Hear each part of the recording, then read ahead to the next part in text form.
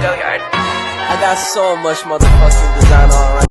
Assalamualaikum warahmatullahi wabarakatuh. Perkenalkan, nama saya Chris Claudia Pratnya Paramita dengan NIM 21962682. Saya di sini akan menjelaskan tentang sistem penyiaran Indonesia yang berjudul kasus pelanggaran dalam tayangan iNews yang di iNews TV. Untuk yang pertama, sistem penyiaran Indonesia. Sistem penyiaran di Indonesia terdiri dari dua jenis penyiaran, yaitu penyiaran publik dan penyiaran swasta. Penyiaran publik diwakili oleh RRI dan TVRI. RRI dan TVRI adalah badan penyiaran yang didanai oleh pemerintah dan beroperasi sebagai media publik yang menyediakan program-program beragam untuk kepentingan masyarakat. Lalu ada tayangan televisi iNews. Tayangan televisi iNews ini mengacu pada program berita yang disiarkan di salah satu stasiun televisi di Indonesia bernama iNews TV atau yang sebelumnya dikenal sebagai Sindo TV atau Sun TV.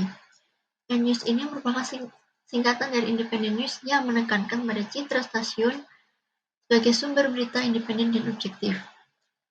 Lalu ada pengertian acara iNews siangnya. Pengertian acara iNews siang mengacu pada salah satu program berita dari stasiun televisi Indonesia, yaitu iNews TV, ataupun sama seperti yang tadi saya jelaskan ya, yang sebelumnya dikenal sebagai Indo TV atau Sun TV itu. Lalu iNews siang adalah edisi siang dari program berita iNews yang disiarkan pada waktu tertentu di siang hari. Lalu untuk ada selanjutnya peraturan dalam penyiaran.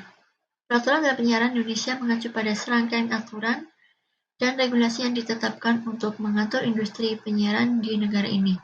Tujuannya adalah untuk menjaga kualitas konten, memastikan kesetaraan akses bagi berbagai pihak, melindungi kepentingan publik, dan memastikan bahwa penyiaran berjalan sesuai dengan etika dan moral yang berlaku. Lalu ada contoh peraturan dalam penyiaran Indonesia yaitu Undang-Undang Nomor 32 Tahun 2002 tentang penyiaran yang dijelaskan merupakan landasan hukum utama yang mengatur penyelenggaraan penyiaran di Indonesia. Undang-undang ini mencakup aspek lisensi, izin penyiaran, kewajiban pemberitaan, perlindungan hak cipta, dan pengaturan mengenai konten siaran. Selanjutnya ada ciri-ciri pelanggaran dalam penyiaran Indonesia. Saya menyebutkan dua.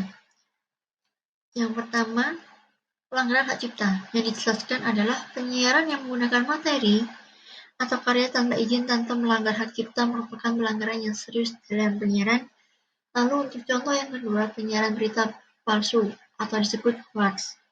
Yang bisa kita jelaskan, menyiarkan berita palsu atau informasi yang tidak diverifikasi secara benar adalah pelanggaran etika penyiaran dan dapat menyebabkan ketidakpercayaan masyarakat terhadap media.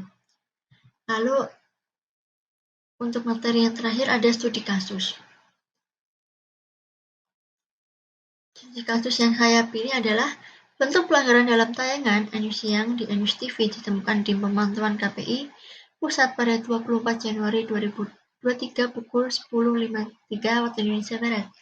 Dalam siaran beritanya terdapat muatan tentang pembunuhan berantai Wawan CS di Cianjur, Jawa Barat, yang di dalam pemberitaan tersebut dimuat wawancara kepada seorang anak perempuan berusia 13 tahun yang beratasnamakan Salsa yang merupakan korban selamat dari pembunuhan Wawan. Lalu, berdasarkan keterangan di surat saksi tersebut, wawancara di atas melanggar pasal 29 huruf A dalam pedoman perilaku penyiaran atau disebut P3. Bunyi pasalnya, lembaga penyiaran dalam menyiarkan program menyebarkan anak-anak atau remaja sebagai narasumber wajib mengikuti ketentuan tidak boleh mewawancarai anak-anak atau remaja berusia di bawah umur 18 tahun mengenai hal-hal di luar kapasitas mereka untuk menjawabnya, yang seperti misalnya kematian, perceraian, perselingkuhan, orang tua dan keluarga, serta kekerasan, konflik, dan bencana yang menimbulkan dampak traumatik. Sekian dari saya. Apabila jika ada yang salah, mohon dimaafkan. Sekian dari saya dan terima kasih. Assalamualaikum warahmatullahi wabarakatuh. Go yard. I got so much motherfucking design on right now.